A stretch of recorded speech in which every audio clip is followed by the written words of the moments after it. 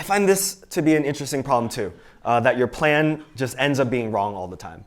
And the example I use from Patreon is that we were really sure that the way that would make us unique as a platform is that we would allow artists, because we believe that new influencers nowadays weren't sort of locked into this album release cycle, and so they would release content whenever it made sense for them. So we were convinced and had really strong conviction that what needed to exist on this platform is the ability to only charge when you've released a new song, a new album, a new piece of art.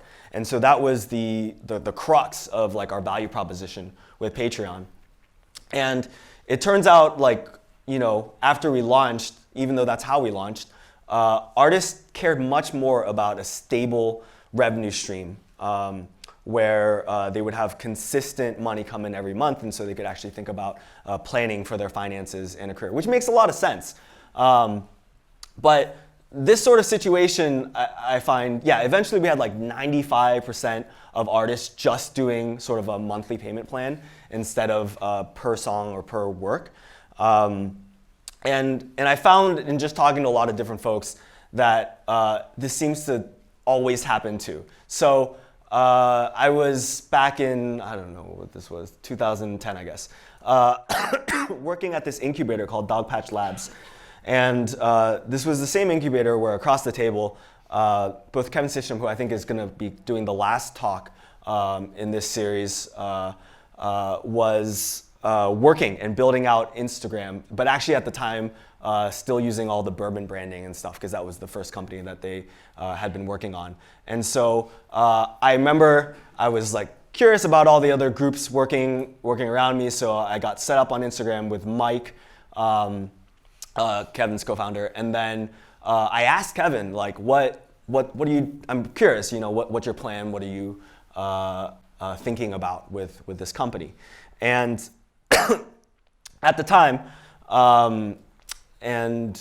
this was, I think, as they were pivoting out of Bourbon, what he described was, Instagram is just going to be easier to use than all the other photo services. But their strategy was that it would be the first pillar as part of a lifestyle suite of apps that could encompass different things.